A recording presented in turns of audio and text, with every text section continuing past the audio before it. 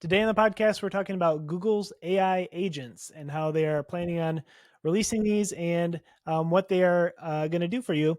Jaeden actually had the privilege of attending the I/O conference this year, and so I'm sure he has a lot of details regarding the agents. We've talked about 2025 being the year of agents because OpenAI released their operator, and so I'm excited to hear about what Google has going on. So, Jaeden, why don't you take us away? Yeah, and before we do, I wanted to mention if you've ever wanted to grow and scale your business or your career with AI tools, we'd love to have you as a member of the AI Hustle School community. So this week, Jamie and I recorded a whole episode where I broke down my strategy for going to conferences like the IO one that I just got back from, and essentially meeting really high profile guests in ways that you can't otherwise. They're amazing for collaborations with your current company, investment, becoming a guest on your show or as part of your content. So I have an entire strategy that I've used in past conferences and in this conference that I was able to meet some really incredible people. And in the past, I've had the CEO of Oculus who I met at a conference through the strategy. I had the CEO of Prion who raised $100 million for their AI startup I had on my show. So anyways, amazing way to network. And I have essentially a strategy I break down in this week's exclusive episode on the AI Hustle School community. So if you want that and dozens of others, I think over 50 videos breaking down all of the strategies we use with AI tools, go check out AI Hustle School community. There's a link in the description. It is $19 a month. In the past, it's been $100, but it's currently at a discount. So if you get it, it will never be raised on you. All right, let's get into what Google is doing. This all comes back to what they're calling Project Mariner. And when I was at the IO conference, they gave me a demo and kind of walked me through Project Mariner and how it works. I was pretty impressed, and I'll tell you the things that I'm the most impressed with. The first thing I will say, though, because I get accused, I think after going to this conference a lot, everyone's like, you're drinking the Google Kool-Aid, like they invited you to their conference, and now you're just saying positive things about them. I'll tell you the pros and cons. Obviously, I'm just going to use whatever AI tool is the best. I got no allegiance to Google. They haven't sponsored the show. However, Google, if you're listening, sponsorships will let's talk. Send us an email. But for Project Mariner, essentially what this does, it's a lot like ChatGPT Operator, which I've tested out in the past and also have had, an imperfect experience with. Not that it was bad, but just definitely wasn't 100% perfect. And so what Project Mariner does is essentially it's like ChatGPT Operator, which is great, but it does something that I do think is really impressive. It can run 10 different agents. They're calling them agents, right? But it's like Operator, whatever that is. It's just a computer doing a task for you. So it can run 10 different agents simultaneously, which is what I think is really impressive. And they do it all through the Google Chrome browser. So if you have Google Chrome open, you can open 10 different tabs. You can have one researching to go and get emails from you. You can have another one that's off doing something different, contacting guests from something. You have another one that's off asking your accountant about, important accounting numbers and figures. I don't know, whatever you would usually use an agent for.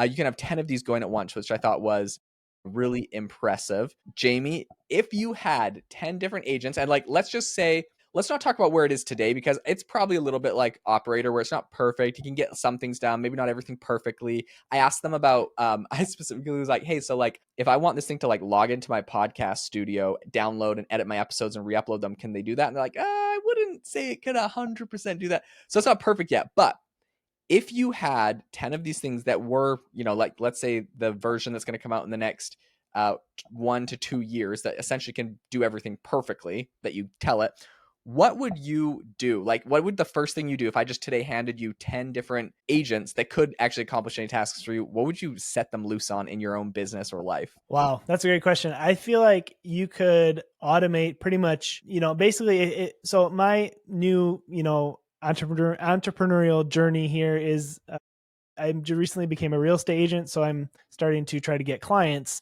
And basically I could, instead of, I could record my content for 1 hour a day, but then for the rest of the day, I could have all these agents, cutting it into clips, posting it for me, writing scripts. I could just, my face could be the only thing required to actually do it. And I could pump out the content and reach, many, many more people than I could just by myself, trying to crank out a bunch of content every day, spending 8 hours in my office, so I think it's going to reduce the time required to do a lot of tasks. And I think if everyone's able to use it, it's going to be a game changer for small businesses. Yeah, 100%.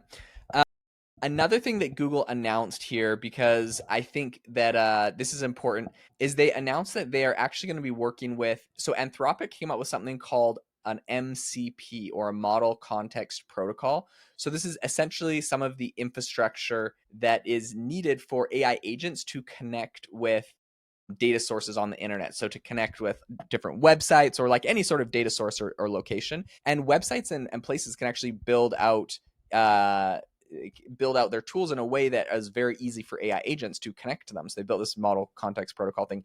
And Google actually just announced on Tuesday that the SDK for the Gemini models is actually going to support that Anthropic MCP, meaning it's like something that we're going to, like, no one needed to reinvent it. It's kind of like Tesla, how their charger, I think they're calling it like the North American standard like charger for cars, and they just kind of like gave it away for everyone. They didn't patent it. They just said any car can use it, and it's good for the whole industry if, you know, every car company, electric car company, uses the same charger, because you can all use the same charging places and ports, and it's just easier. This is the same thing that's happening with agents, where Anthropic has built this one way where these agents can interact with all data sources and websites. And it's really cool to see a big player like Google coming on. I hope that we see OpenAI not trying to stick it to the man and build their own thing. I hope that they actually like stick with it too, and hopefully a handful of other companies, so that eventually websites and companies don't need to, like, if you're an entrepreneur or a business owner, you want your website to be scrapable and accessible by these AI agents, especially if you have products that they can buy. Because you could imagine if someone's like, hey, I have a wedding on Thursday, the dress code is like all black, based off of everything Google knows about me, about my size, from all my emails, can you just order me a new black suit and tie, and anything else I might need for the wedding? Like, if you could do that and it would do a good job, and maybe you try this so you trust it, that would be very useful. So if you are a business owner and you have like a store, you want to make sure that that your store is accessible and works with Anthropic's NCP, because now all of a sudden Google's agents, Anthropic's agents, hopefully others, will be coming on to your store and being able to buy stuff, because they can actually interact and understand how everything works, or get data which could help prompt them to make a purchasing decision in the future from your site. But in any case, I think this is like a very big area that businesses should be aware of and thinking about. But also, I'm excited that Google is rolling that out as well.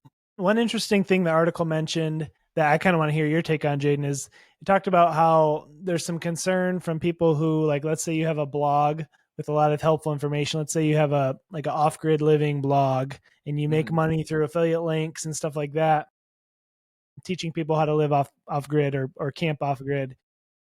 What's going to happen to that business or that industry? Because if you don't need to go to visit to websites anymore to, do your research, if you can get it all from Google, what's going to happen, do you think, are those people going to have to pivot, or what's their game plan? Okay, well, here's just a funny concept. Imagine if you send an AI agent down a rabbit hole to go accomplish a task for you, but maybe you say like for it to do like 7 or 8 things, right? Because maybe these things get really powerful in the future. They're going to be just like humans. So imagine they go to a website and there's an ad on the website for like something that is also on this list of 8 other things that you need to buy. And just imagine the AI agent's just like, oh, let me just click on this. This is probably a lot faster than doing the research. Clicks on an ad, goes and buys it. That would be a hilarious outcome if the agents actually start clicking on ads the same way like humans do, because they get, sucked into it. So, I mean, they'll definitely have to come up with ways. I bet there will be all sorts of sneaky ways where people like embed ads into pages to try to make them not look like ads so that agents are buying things. It'll be a cat and mouse game forever on this. But I do think that you're right. This is a very important question. Things are going to shift a lot. You can also say like, Facebook's got a big bot problem. There's tons of bots. And like, as an advertiser on Facebook, I know I'm paying for bot impressions, and that's just sometimes that's just the name of the game. So like, I think that's just, some crap that some people are going to have to eat in the future. Hopefully they find solutions to like maybe turn ads off for bots so people aren't paying for that.